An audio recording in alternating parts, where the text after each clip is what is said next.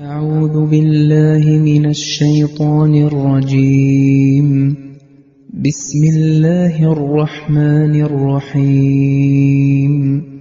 والمطلقات يتربصن بأنفسهن 3 قروء ولا يحل لهن أن يكتمن ما خلق الله في أرحامهن إن كن يؤمن بالله واليوم الآخر وبعولتهن أحق بردهن في ذلك إن أرادوا إصلاحا ولهن مثل الذي عليهن بالمعروف وللرجال عليهن درجة والله عزيز حكيم.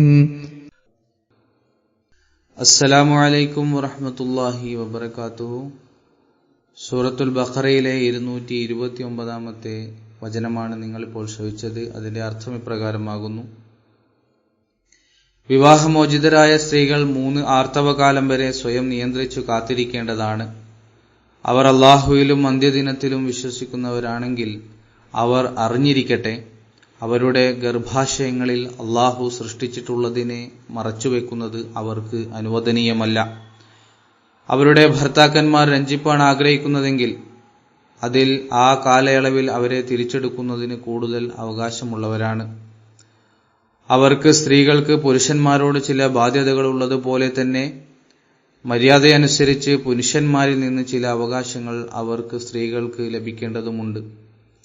എന്നാൽ പുരുഷന്മാർക്ക് അവരുടെ മേൽ ഒരു പദവിയുണ്ട്. അല്ലാഹു പ്രതാപശാലിയും യുക്തിജ്ഞനുമാകുന്നു. ഈ ആയത്തിന്റെ തഫ്സീറിന്റെ ഒരു ഭാഗം കഴിഞ്ഞ ദർസിൽ കേൾപ്പിച്ചതാണ്. തുടർന്നുകൊണ്ട് സയ്യിദ്ന ഹസ്രത്ത് മുസ്ലിം മൗദ് റളിയല്ലാഹു തആല അൻഹു പറയുന്നു: ഇന്ന് ലോകം മുഴുവൻ സ്ത്രീകൾക്ക് അവരുടെ അവകാശങ്ങൾ നൽകണമെന്ന് ബഹളം കൂട്ടുന്നുണ്ട്. ചില പാശ്ചാത്യവൽക്കരിക്കപ്പെട്ട യുവാക്കൾ സ്ത്രീകൾക്ക് അവകാശങ്ങൾ നൽകിയത് ക്രിസ്തുമതമാണെന്ന് വരെ പറഞ്ഞു കളയുന്നു. എന്നാൽ സ്ത്രീകളുടെ അവകാശങ്ങളുടെ കാര്യത്തിൽ ഇസ്ലാം നൽകിയ വിശാലമായ അധ്യാപനങ്ങളുടെ അടുത്തുപോലും ക്രിസ്തുമതത്തിന്റെ അധ്യാപനങ്ങൾ എത്തില്ല. അറബികൾക്കിടയിൽ തങ്ങളുടെ മാതാക്കളെപ്പോലും അനന്തരാവകാശമായി വിഭജിച്ചെടുക്കുന്ന പതിവുണ്ടായിരുന്നു. എന്നാൽ ഇസ്ലാം സ്ത്രീയെ സ്വയം ഒരു അവകാശിയാക്കി മാറ്റി. ഭാര്യയെ ഭർത്താവിന്റെയും സഹോദരിയെ പിതാവിന്റെയും ചില സാഹചര്യങ്ങളിൽ സഹോദരിയെ സഹോദരന്റെയും അനന്തരാവകാശിയാക്കി. ചുരുക്കത്തിൽ പറയുന്നു, വലഹുന്ന മിസ്ലുല്ലദി അലൈഹിൻ.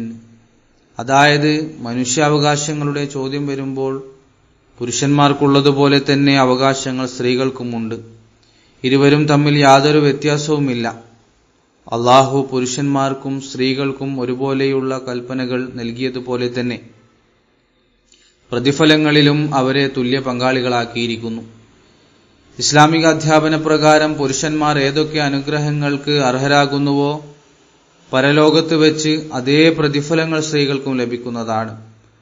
ചുരുക്കത്തിൽ അല്ലാഹു ഈ ദുനിയാവിൽ അവരുടെ ഒരവകാശവും ഹനിച്ചിട്ടില്ല.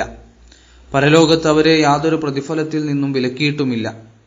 അതേസമയം അവിടുന്ന് ഇപ്രകാരം പ്രഖ്യാപിച്ചു: വലിർരിജാലി അലൈഹിന്ന ദറജ.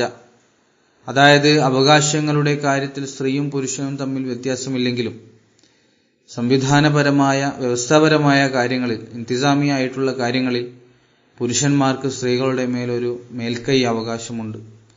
ഇതിനുദാഹരണം ഒരു മജിസ്ട്രേറ്റിന് മനുഷ്യനെന്ന നിലയിൽ സാധാരണ മനുഷ്യരെ പോലെയുള്ള അവകാശങ്ങൾ മാത്രമാണുള്ളത്.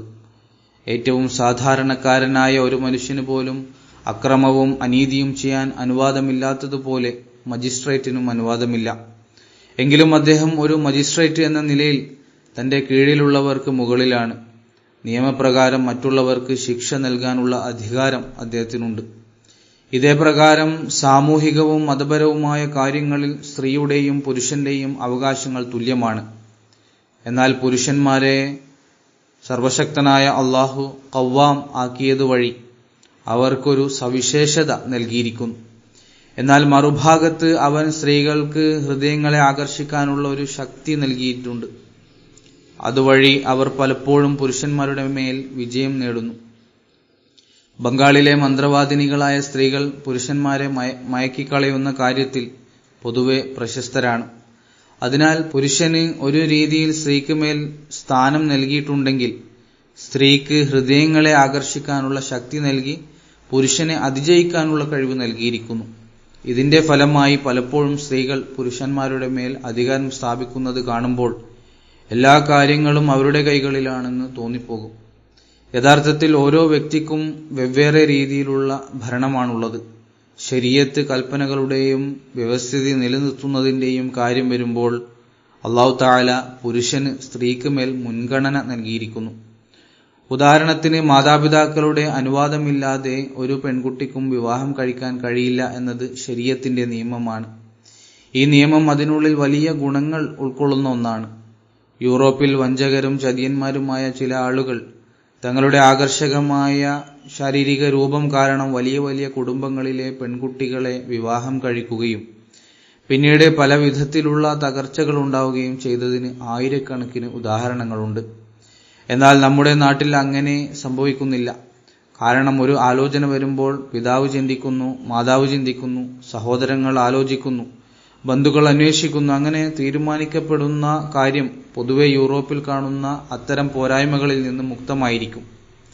യൂറോപ്പിൽ ഈ പോരായ്മ എത്രത്തോളം കൂടുതലാണെന്നാൽ ജർമ്മനിയിലെ മുൻ ചക്രവർത്തിയുടെ സഹോദരി ഈ അറിവില്ലായ്മ കാരണം ഒരു പാചകക്കാരനെയാണ് വിവാഹം കഴിച്ചത്. അയാളുടെ വേഷവിധാനങ്ങൾ നന്നായിരുന്നു. താൻ റഷ്യയിലെ രാജകുമാരനാണെന്ന് അയാൾ പറഞ്ഞ് പരത്തുകയും ചെയ്തിരുന്നു. വിവാഹം കഴിഞ്ഞതിന് ശേഷമാണ് അയാൾ എവിടെയോ പാചകക്കാരനായി ജോലി ചെയ്തിരുന്നവനാണെന്ന് അറിഞ്ഞത്.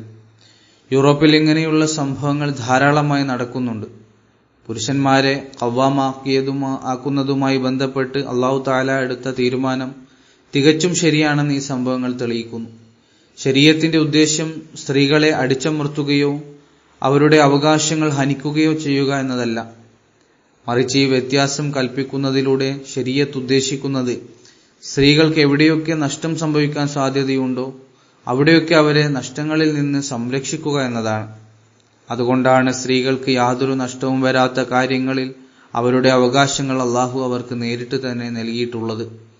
അതിനാൽ വിശുദ്ധ ഖുർആൻ പറഞ്ഞ കാര്യങ്ങൾ വലിയ യുക്തികളും നന്മകളും ഉൾക്കൊള്ളുന്നവയാണ്. ലോകർ ഈ അധ്യാപനങ്ങൾക്കെതിരെ പ്രവർത്തിക്കുന്നുണ്ടെങ്കിൽ അവർ പല വിധത്തിലുള്ള നഷ്ടങ്ങളും സഹിക്കുന്നുണ്ട്. ഇസ്ലാമിനെതിരെ പ്രവർത്തിക്കുന്നത് ഒരിക്കലും നല്ല ഫലങ്ങൾ നൽകുകയില്ല എന്നതിന്റെ തെളിവാണത്.